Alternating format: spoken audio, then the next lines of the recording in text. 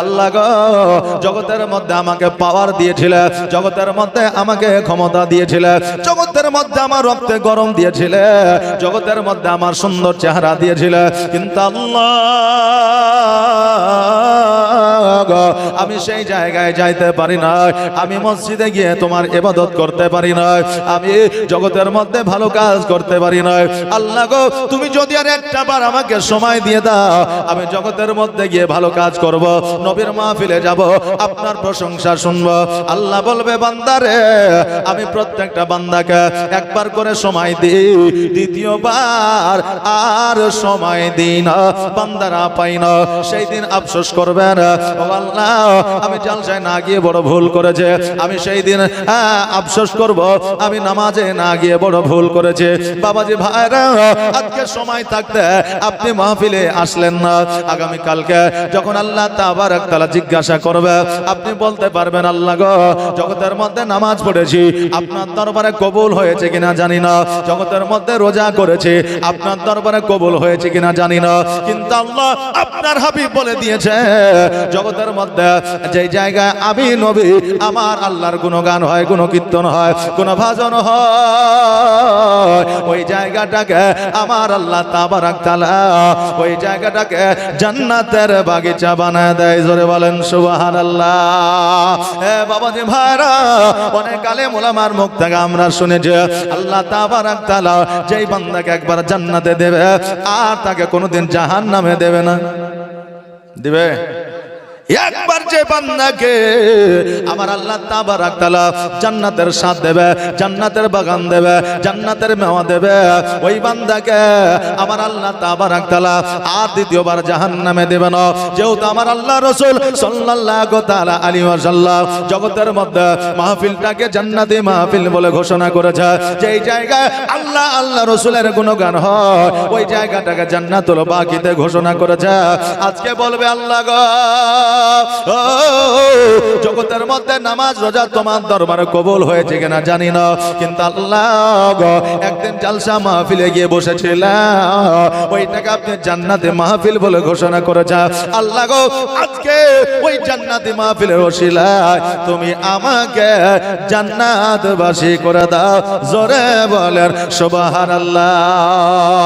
আমার আল্লাহ তাবারক তাআলা বলবে বান্দারে আজকে তোমার মিজানের পাল্লা তুমি দেখে নাও, তোমার গুনার পাল্লা ভারী আছে নাকি তোমার নেকির পাল্লা ভারী আছে একবার দেখে নাও। এবার বান্দারা গিয়ে যখন দেখবে গুনার পাল্লাটা ভারী হয়ে আছে আর নেকির পাল্লাটা বাবা আপনার হালকা হয়ে গেছে, আল্লাহর ফেরেশতারা বলবে আল্লাহ গো এই বান্দা একদিন জালসা মাহফিলে গিয়েছিল, তার ওই নেকিটা এই নেকির মধ্যে অ্যাড করা হয় না, ওই নেকিটা যখন ওই মিজানের পাল্লায় অ্যাড করে দেওয়া হবে আল্লাহর রহমতে ওই বান্দার নেকির পাল্লাটা ভারী হইয়া যাবে। জোরে বলেন সুবহানাল্লাহ। আরে বাবা তবে আমরা জালসা মাহফিলে আসলে আমাদের তো ক্ষতি নয়, জালসা মাহফিলে আসলে আমাদের বিপদ হয় না, জালসা মাহফিলে আসলে আমাদের ক্ষতি হয়ে যায় না, তবে আমরা মাহফিলে কেন আসি না? আজকে অনেক কোয়ালিফাইড পারসন মানুষ আছে, শিক্ষিত অনেক মানুষ আছে, সবাই না। কিছু মানুষ বলে শোনো বর্তমানে যারা মাহফিলে জালসায় গিয়ে বসে তারা আদো জগতের তারা পাগল। বলে কি বলে না? অনেকে আছে বলে যারা বর্তমানে মাহফিলে গিয়ে বসে জালসায় গিয়ে বসে তারা বর্তমানে হলো পাগল।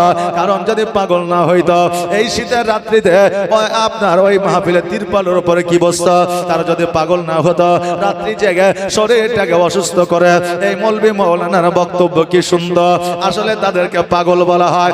আমিও বলতেছি আপনার কথা মোতাবেক যারা নবীর মাহফিলে এসে বসে তারা পাগল পাগল, কারণ নবীর প্রেমিক যারা হয় জগতের মধ্যে তাদেরকে পাগল বলে আখ্যায়িত করা হয়। জোরে বলে সুবহানাল্লাহ। আমরা হলাম নবীর পাগল, আর নবীর পাগল যে একবারও হতে পারবে রে বাবা জান্নাত কিয়ামতের দিন তার জন্য ওয়াজিব হইয়া যাবে। জোরে বলেন সুবহানাল্লাহ। বাবাজি ভাইরা জগতের মধ্যে আমাদেরকে আল্লাহ তাবারাক তাআলা পাঠিয়েছে, কর্ম দিয়েছেন, ধর্ম দিয়েছেন। আমাদের জন্য কর্ম করা যতটাই জরুরি, ধর্ম করা ততটাই জরুরি। আজকে ধর্ম করব, মসজিদে গিয়ে আল্লাহ আল্লাহ করব, জঙ্গলে গিয়ে জিকির আজগার করব, বাড়িতে সংসার ভেসে যাবে, সন্তানেরা খাইতে পাবে না, সন্তানেরা সুশিক্ষায় শিক্ষিত হবে না। ওই ইবাদত আমার আল্লাহ বলে বান্দারে আমি পছন্দ করি না। জগতের মধ্যে ইবাদত করব না, সারা দিন শুধু কর্ম করব, জমিতে থাকবো, মাঠে থাকবো, ঘাটে থাকবো। আমার আল্লাহ বলে ওই কর্মে আমি আল্লাহ বরকত দিই না। জোরে বলেন সুবহানাল্লাহ। এই জন্য বাবা জগতের মধ্যে আমাদের জন্য ধর্ম করা যতটা জরুরি, কর্ম করা ততটা জরুরি। কারণ আল্লাহ তাবারাক তাআলা আমাদের বেশি সময় দেয় না, সীমিত সময় দিয়েছে। আল্লাহ বলেছেন খলিকাল ইনসানু দাইফা, বান্দারে তোমাদেরকে আমি অতি দুর্বল করে পৃথিবীর মধ্যে পাঠিয়েছি, একটা সময়সীমা লিপিবদ্ধ করে দিয়ে পাঠিয়েছি। তোমাদের সময়সীমা যখন সমাপ্ত হয়ে যাবে আমি আল্লাহ তোমাদের মওত ঘটাবো। জোরে বলেন সুবহানাল্লাহ। বাবা জগতের মধ্যে আসার পরে আমরা যদি মনে করি 5 ওয়াক্ত শুধু নামাজ পড়ব, রমজান মাসে রোজা করব, আর কিছু করব না, নফল আমাদের জন্য না, সুন্নাত আমাদের জন্য না, আজকে কবর জিয়ারত আমাদের জন্য না, আজকে জামাত সহকারে দোয়া আমাদের জন্য না, আমরা এই চিন্তা ভাবনা করে যদি শুধুমাত্র 5 ওয়াক্ত ফরজ নামাজ পড়ে আল্লাহর নৈকট্য লাভ করা সম্ভব হবে না। আপনি হয়তো 5 ওয়াক্ত নামাজ পড়িয়া গুনাহগার হয়তো হবেন না, কিন্তু আল্লাহর নৈকট্য লাভ করা যাবে না। মহব্বত করতে গেলে কিছু আদান প্রদান আছে কি নাই? বিবাহ করাতে মহরানার শর্ত আছে না নাই? মহরানার শর্ত আছে। বিবাহ করাতে বিবির হক স্বামীকে বুঝায় দিতে হবে, শর্ত আছে। স্বামীর হক বিবিকে বুঝায় দিতে হবে, শর্ত আছে। কিন্তু শ্বশুরকে আনা লেওয়ায় জামা প্যান্ট দিতে হবে, শর্ত নয়। শ্বশুরকে একটা বাইক দিতে হবে, এই শর্ত নয়। শ্বশুরকে আমোদ আসলে জামা কাপড় দিতে হবে, একটা গামছা দিতে হবে, শর্ত নয়। তবে বাবা এগুলা দিলে জামাইয়ের পরিবারের সঙ্গে মহব্বত বাড়ে, কমে না। বাড়ে কি বাড়ে না? জামাইকে হঠাৎ করে দাওয়াত দিলেন, জামাই আজকে তোমার দাওয়াত রইল, জামাই গেল, একটা জামা দিলেন, একটা পাঞ্জাবি দিলেন, মহব্বত বাড়বে কি বাড়বে না? জামা শ্বশুরটা ভালো, মহব্বত বাড়বে। কিন্তু আর কোনো শর্ত ছিল নাকি যে দিতেই হবে? ছিল না বেরাদার। আবার অনেকে জামাইকে বেশি খুশি করতে যায়, জামাইয়ের কাছে আবার বদনাম লিয়ে লাই, বুঝলেন না? এক জামাই শ্বশুর বাড়ি গেছে, যাওয়ার পরে ওর শাশুড়ি একটা মুরগি কেটেছে। তখন জামাই বলছে, হ্যাঁ গো মা, মুরগি কাটার কি দরকার ছিল, সবজি দিয়ে ভাত খেয়ে বাড়ি চলে যেত। তো এখন শাশুড়ি বলছে যে কি করব জামাই, বাড়িতে আমার 13 থেকে 14টা মুরগি, তো একটা নাহি কাটিয়ে দিলাম, জানবো শিয়াল কুকুরে খাইয়ে নিয়েছে। কথা বুঝলেন না? কিন্তু শাশুড়ি তার জামাইকে অপমান করবে বলে বলেনি, মানে বেশি যত্ন বেশি আদর করতে গিয়ে জামাইকে অপমান করে দিলে বা হয়ে গেল। কথা বুঝতে পারলেন কিনা বাপজি ভাইরা? তবে বেশি যত্ন আদর কিন্তু ভালো না। হ্যাঁ বাবা, যেটা আমি বলতেছিলাম, আজকে জগতের মধ্যে আপনার জামা কাপড় দেওয়া কিন্তু শর্ত না বাবা রে। ওই রকম আল্লাহ বলেছে 5 ওয়াক্ত নামাজ পড়ো। 5 ওয়াক্ত নামাজ পড়লে আমার হয়তো গুনাহ হবে না, কিন্তু আল্লাহর নৈকট্য লাভ করা সম্ভব হবে না। কারণ আমি যতক্ষণ পর্যন্ত আমি নফল ইবাদত না করব, যতক্ষণ পর্যন্ত তাহাজ্জুদের নামাজ না পড়ব, যতক্ষণ পর্যন্ত আমার নবীর সুন্নাতকে আঁকড়ে না ধরব, ততক্ষণ পর্যন্ত আমার আল্লাহর নৈকট্য লাভ করা সম্ভব হবে না। বাবাজি ভাইরা, আমার আল্লাহ তাবারাক তাআলা তিনি বলে দিয়েছেন, তাহাজ্জুদের নামাজের পরে আমার দরবারে যেই বান্দা মধ্যরাত্রিতে আমার দরবারে হাত দুখানা উঠা, আমি আল্লাহ তার হাত দুখানাকে কারেন্টের মতো কবুল করে নি। আল্লাহ বলছে তুমি আমাকে খুশি করো, নবী বলেছেন তুমি আল্লাহকে খুশি করো। কিন্তু জগতের আমরা বান্দা এমএলএ কে খুশি করা নিয়ে ব্যস্ত, মন্ত্রীকে খুশি করতে ব্যস্ত, আজকে জগতের মধ্যে মোড়ল মাতাব্বরকে খুশি করতে ব্যস্ত, আজকে জগতের মধ্যে পুলিশ প্রশাসনকে খুশি করতে আমরা ব্যস্ত, আজকে পাড়ার মধ্যে ধনী মানুষকে খুশি করতে আপনারা ব্যস্ত। কারণ তাদেরকে যদি খুশি করতে পারি, একটা তিরপল পাবো, 1 কেজি চাল পাবো, 2 প্যাকেট প্যাকেট আটা পাবো, একটা ঘর পাবো বছর শেষে, এই নিয়ে তাদেরকে আমরা খুশি করার চেষ্টা করে। কিন্তু আমার রাসূল বলেছে জগতের কোন মানুষকে খুশি করলে যেটা চাইবা সেটা পাইবা না, তার মন মতো তুমি পাইবা। কিন্তু আমার আল্লাহকে যদি খুশি করে দাও, তুমি জগতে যেটা চাইবা সেটাই তুমি পাইবা। জোরে বলেন সুবহানাল্লাহ। বাবা, আমরা জগতের মানুষকে খুশি করব নাকি আল্লাহকে খুশি করব? কাকে? আল্লাহকে খুশি করব। আল্লাহকে যদি খুশি করতে পারি, আল্লাহর জান্নাত, আল্লাহর জাহান্নাম, আল্লাহর সপ্তম আসমান, আল্লাহর সপ্তম জমিন, কুল কায়নাত আমার আল্লাহ। এই কুল কায়নাতের মধ্যে আপনি যদি আল্লাহকে খুশি করতে পারেন, যেটা চাইবেন সেটাই আপনি পাইবেন। বাবা, জগতের মানুষেরা নফল ইবাদত না করলে আল্লাহর নৈকট্য লাভ হয় না। এমনকি আমার নবী মুস্তাফা সাল্লাল্লাহু তাআলা আলাইহি ওয়াসাল্লাম উনি নিজেই নফল ইবাদত করেছে। একটা সময় সূর্যগ্রহণ লেগেছে, সূর্যগ্রহণের বাবা নামাজ আছে। কথা বললেন না? বাড়িতে প্রবেশ করবেন, এখন বাড়িতে প্রবেশ করলে একটা ফাতিহা হয়, কোরআন তেলাওয়াত হয়, আলেম ওলামাকে ডাকা হয়। অনেকে বলে এটা করা যাবে না, এটা হিন্দুদের প্রথা, খ্রিস্টানের প্রথা, অমকের প্রথা, সমকের প্রথা।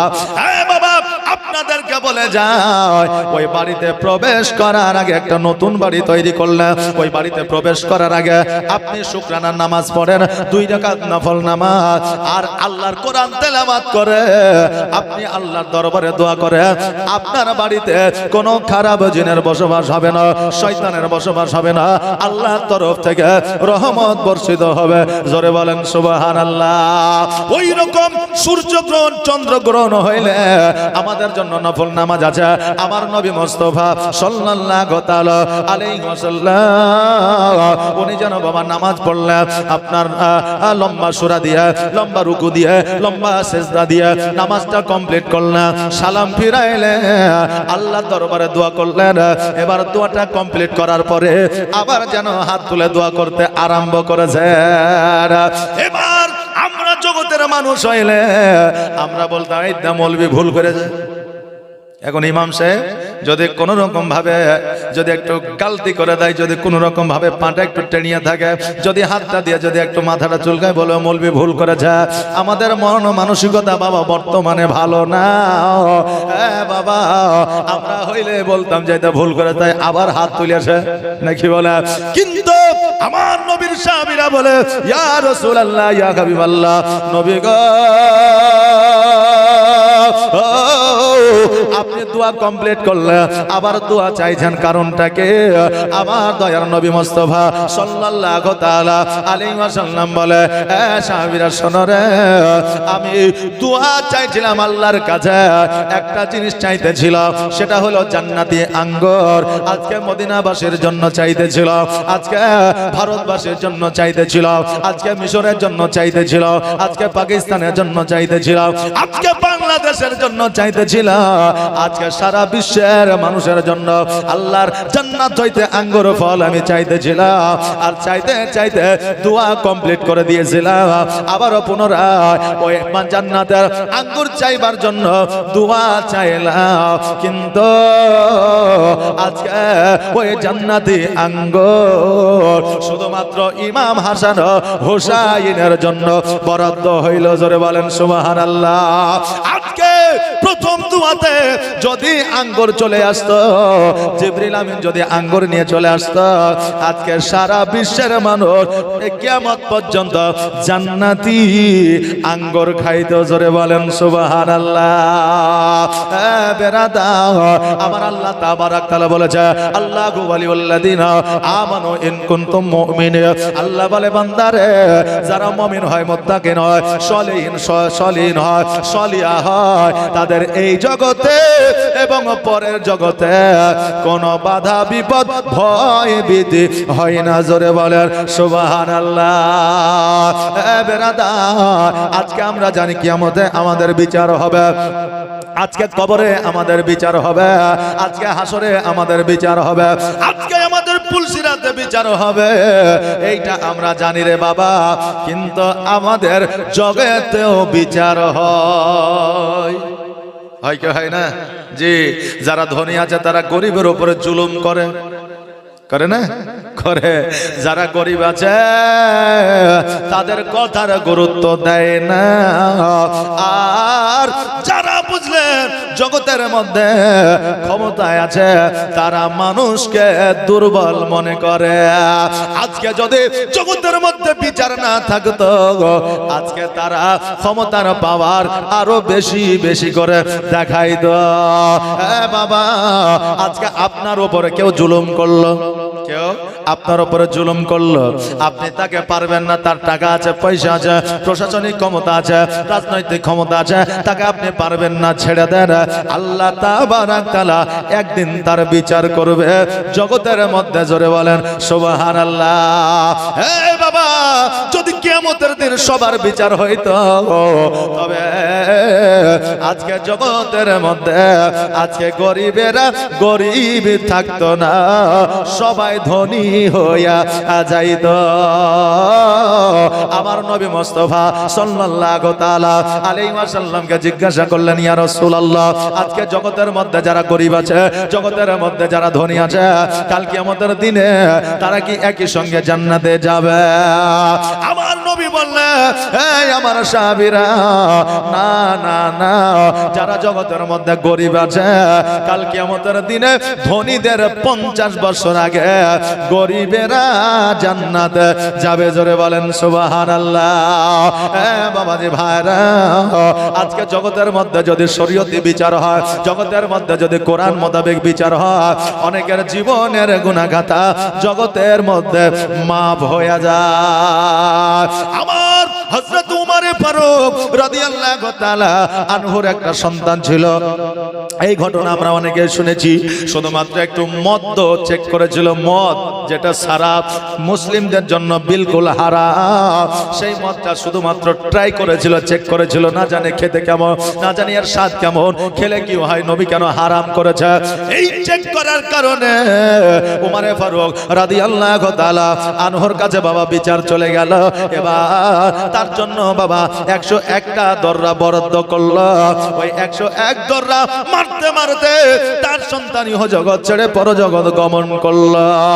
সৈন্যরা বলে, ওগো আমাদের আমিরুল মুমিনিন, আজকে আপনার নিজের সন্তানের জন্য বিচার এই রকম করলেন, আপনি এমন ভাবে মারলেন, সে তো মারা গেল, ইন্তেকাল করলো।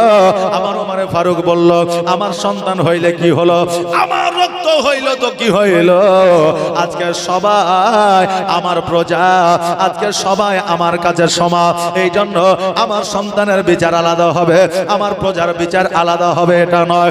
আজকে জগতের মধ্যে আজকে আমি যদি তার বিচার না করতাম, কিয়ামত পর্যন্ত সে জান্নাতি হইতো না, তার জীবনের গুনাহ মাফ হইতো না। আজকে জগতের মধ্যে বিচার হয়ে গেছে, 101 দররা মারার কারণে আজকে তার মওত হয়ে গেছে, সে শহীদের দরওয়াজা লাভ করেছে। জোরে বলেন সুবহানাল্লাহ। তার জীবনের গুনাহ খাতা আমার আল্লাহ মাফ করেছে।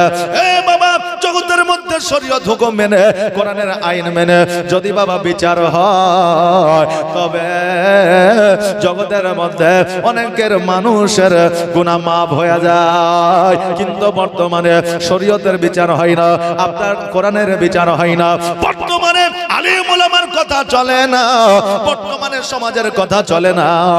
আজকে যারা বিচার করে, বর্তমানে তারা একটা বিড়ি পেলেই বিক্রি হয়ে যায়। টাকা পয়সা দূরের কথা, একটা বিড়ি পেলে বিক্রি হয়ে যায়। আমার বলার উদ্দেশ্য হলো এটা, কোরআন হাদিস শরীয়ত আমাদের অনুসরণ করে চলতে হবে। একজন বাদশা ছিল, যার নাম ছিল শেরশাহ। কি নাম বললাম বাবা? এই যে কান্দেন।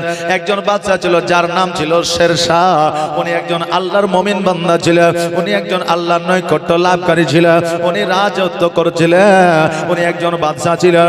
ওই শেরশাহ হঠাৎ করে রাজত্ব চালাইছে একজন হিন্দু মানুষ, হিন্দু অন্য ধর্মের মানুষ। আজকে ওই হিন্দু মানুষটা রাজ দরবারে আসলে, আসার পরে বলে, হ্যাঁ আমাদের বাদশাহ, ওগো আমাদের বাদশাহ, ওগো আমাদের রাজা, আজকে আপনার কাছে হাজির হয়েছে একটা বিচার নিয়ে, বিচারটা করে দিতে হবে। বলে কি বিচার বলো? বলে হুজুর গো, আপনার শেহজাদা, আপনার পুত্র সন্তান আমার বাড়ির পাশে দিয়া আপনার হাতের পৃষ্ঠে চেপে যাচ্ছিল, আর আমার বিবি গোসলখানায় গোসল করতেছিল, আর ওই গোসলখানায় উলঙ্গ অবস্থায় ছিল। বোনেরা, আজকে আপনাদের বলে দিয়ে যা, আমরা মুসলমান, আমরা নবী প্রেমিক, আমরা নবীর আশিক, শরীয়ত মাননেওয়ালা, আহলে সুন্নাত ওয়াল জামাতের মানো। আজকে আমাদের মা বোনেরা গোসলখানায় যদি গোসল করে, জীবনে কোনোদিন উলঙ্গ হয়ে গোসল করবেন না, কারণ উলঙ্গ হয়ে গোসল করা শরীয়ত মোতাবেক নিষেধ আছে। জোরে বলে নাউজুবিল্লাহ। বাবা যে ভাইরা, ওই হিন্দু ব্যক্তি বলতে যে হুজুর গো, আমার বিবি গোসলখানায় উলঙ্গ অবস্থায় গোসল করতেছিল। আগেকার গোসলখানা বাবা চারিদিক আপনার ঘেরা থাকতো, কিন্তু উপর দিক খালি থাকতো, ছাদ থাকতো না। এরকম ছিল কি ছিল না?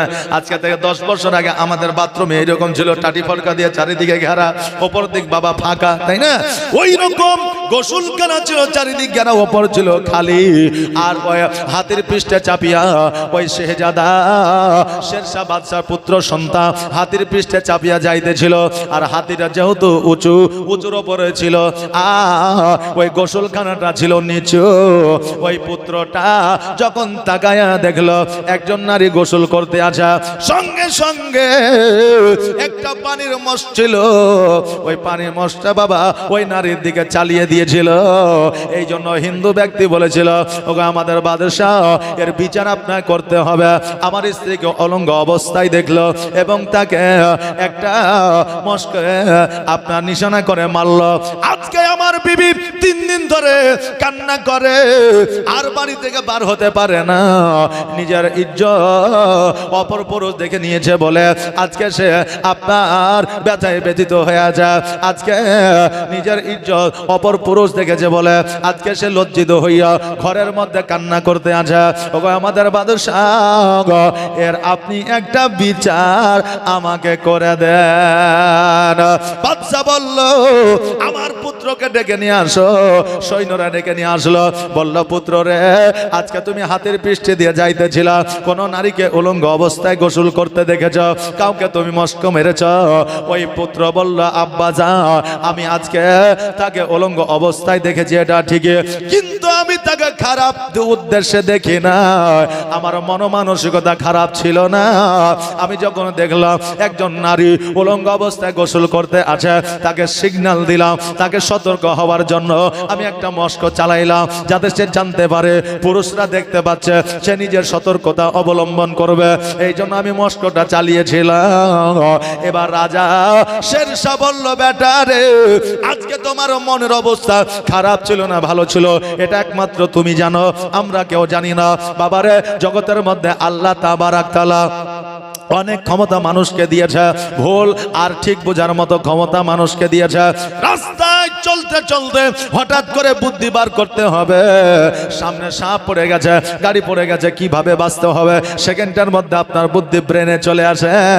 কিন্তু এই একটা ক্ষমতা মানুষকে দেওয়া হয় না, যে মানুষ হইয়া মানুষের মনের খবর বলতে পারবে। 60 বছর ধরে স্বামী আর স্ত্রী সংসার করছে, স্বামী স্ত্রীকে চিনতে পারে না, আর স্ত্রী স্বামীকে চিনতে পারে না, কারণ মন বোঝার ক্ষমতা মানুষকে আমার আল্লাহ তাবারাক তাআলা দেয় নাই রে বাবা। যেটা বলতেছিলাম, এবার বলল, বেটা রে, তোমার মনের অবস্থা কি ছিল না ছিল জানি না, তুমি তবে দেখেছ, এটা সত্য, তুমি স্বীকার করেছ, তুমি মস্ক মেরেছ, এটাও তুমি স্বীকার করেছ। অতএব তোমার বিচারও হইবে, তোমার স্ত্রীকে ওই গোসলখানায় উলঙ্গ অবস্থায় গোসল করবে, আর এই ব্যক্তি হাতের পৃষ্ঠে চেপে তুমি যেমন মস্ক মেরেছ, তোমার বিবিকে এই হিন্দু ব্যক্তি মস্ক মারবে। জোরে বলেন সুবহানাল্লাহ। পুত্র শেহজাদা বলছে, ও ভাই আব্বা জান, আমার ভুলের কারণে আমার বিবিকে আপনি কেন বেইজ্জত করবে? আমার ভুলের কারণে আজকে আপনার বৌমাকে কেন বেইজ্জত করবে? বলে শোনো রে, আজকে তোমার ভুলের কারণে তোমার বিবি বেইজ্জত হবে, কারণ তোমার বিবির সঙ্গে তোমার অন্তরের কানেকশনটা আছে, তোমার সঙ্গে তোমার বিবি জড়িত হয়ে আছে। কারণ আমার আল্লাহ তাবারাক তাআলা বলেছে, বিবির জন্য স্বামী পোষা, স্বামীর জন্য বিবি পোষা, এই জন্য বিচারটা এটাই তোমার জন্য বরাদ্দ হবে। সঙ্গে সঙ্গে ওই হিন্দু ব্যক্তি আসিয়া বলে, হুজুর আমার বড় ভুল হয়ে গেছে, আপনি দয়া করে এই কাজটা করিবেন না, আমি আপনার কাছ থেকে বিচার পেয়ে গেছে, আমি বুঝে নিয়েছি আপনি সত্য রাজা, আপনি সত্যি ইমানদার রাজা। আজকে একটা ভুল আপনার পুত্র করেছে, আমার একটা বৌমা একটা ভুল করেছে, আর একজনকে জড়িত করা যাবে না, যাবে না। অতএব হুজুর গো, এই বিচার আপনি আর রায় দিবেন না, দয়া করে আমি আপনার সন্তানকে মাফ করে দিয়েছি, আপনিও মাফ করে দেন। রাজা বলল, আমি মাফ করার কেউ নয়, তুমিও মাফ করা কেউ নয়, তোমার বিবি আর তুমি যদি একত্রিত ভাবে তুমি তাকে মাফ করে দাও, তারপরে তার বিচার থামবে, নইলে কিয়ামত পর্যন্ত বিচার থামবে না। আজকে যদি আমার সন্তানের হইয়া আমি যদি বিচার বরাদ্দ না করি, কিয়ামতের দিন আমার বিচার হবে, কিয়ামতের দিন আমাকে দণ্ডায়মান হতে হবে, কিয়ামতের দিন আমি ধরা খেয়ে যাব, আমি রাসূলুল্লাহর গোলাম হইতে পারবো না। এই জন্য তোমার বিবি যদি মাফ করে দেয়, আমি তবে আমার সন্তানকে মাফ করতে পারবো। জোরে বলেন সুবহানাল্লাহ। আরে বাবা, সঙ্গে সঙ্গে খবর আইলো তাকে মাফ করে দিয়েছে, সে তার বিবিকে বাবা মাফ করে দিল, তার সন্তানকে বাবা মাফ করে দিল। বাবারে, আজকে যদি একজন বেধর্মিকের জন্য এইরকম বিচার নিজের সন্তানের জন্য বরাদ্দ হয়, আজকে বলেন আজকে শরীয়তের মধ্যে, কোরআনের মধ্যে কোন রকমের চালাক চতুরি কি থাকতে পারে? আজকে পৃথিবীর মধ্যে বিভিন্ন মানুষ আছে, বিভিন্ন রকমের রায় বার করতেছে যে আজকে 600 বছর 750 বছর মুসলমানেরা রাজত্ব করেছে, আর মুসলমানেরা রাজত্ব করে আজকে জোর করে হিন্দুদের বাবা মুসলমান বানিয়ে নিয়েছে। এইরকম অনেক কাহিনী বাবা শোনা যাচ্ছে, কিন্তু আপনাদের বলে যায় 700 বছর 750 বছর ধরে মুসলমানেরা রাজত্ব করেছে। যদি একটা তালবার তো দূরের কথা, একটা করে যদি থাপ্পড় মারা হতো, এই হিন্দুস্তানে একটাও হিন্দু থাকতো না, কোনো বেধর্মিক মানুষ থাকতো না। আজকে যদি তারা কোরআনের বিচার, কোরআনের আইন যদি তারা বুঝতো, জানতো, আজকে মুসলমানের ওপরে তারা আঙুল উঠাইতো না। বাবাজি ভাইরা, আজকে আমরা হলাম নবীর প্রেমিক, আজকে আমরা হলাম নবীর আশেক, আর নবীর আশেক যারা হয়, নবীর প্রেমিক যারা হয়, তারা কখনো অপরকে কষ্ট দিতে জানে না। নবীর আশেক হইলে এই জগতেও মঙ্গল হয়, পরের জগতেও মঙ্গল হয়। জোরে বলেন সুবহানাল্লাহ। তোমার মতো এত ভালো, তোমার মতো এত ভালো নবী গো কেউ তো আমার বাসে না, তাই তো নবী আমি তোমার দিওয়ানা। জোরে বলেন সুবহানাল্লাহ। তোমার মতো এত ভালো, তোমার মতো এত ভালো নবী গো কেউ তো আমায় বাসে না, তাই তো নবী আমি তোমার দিওয়ানা, তাই তো রাসূল আমি তোমার দিওয়ানা।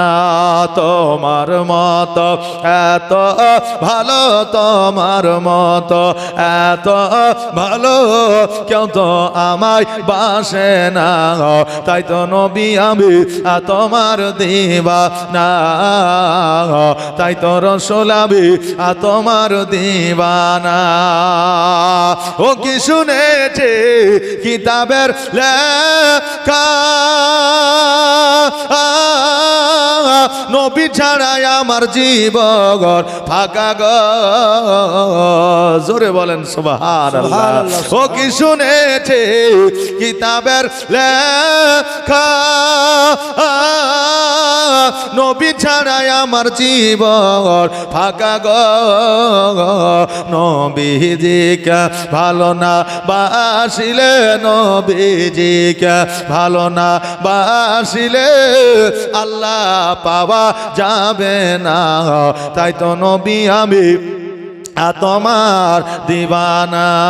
তোমার মতো এত ভালো, তোমার মতো এত ভালো কেউ তো আমায় বাসে না, তাই তো নবী আমি তোমার দিওয়ানা, তাই তো রাসূল আমি তোমার দিওয়ানা।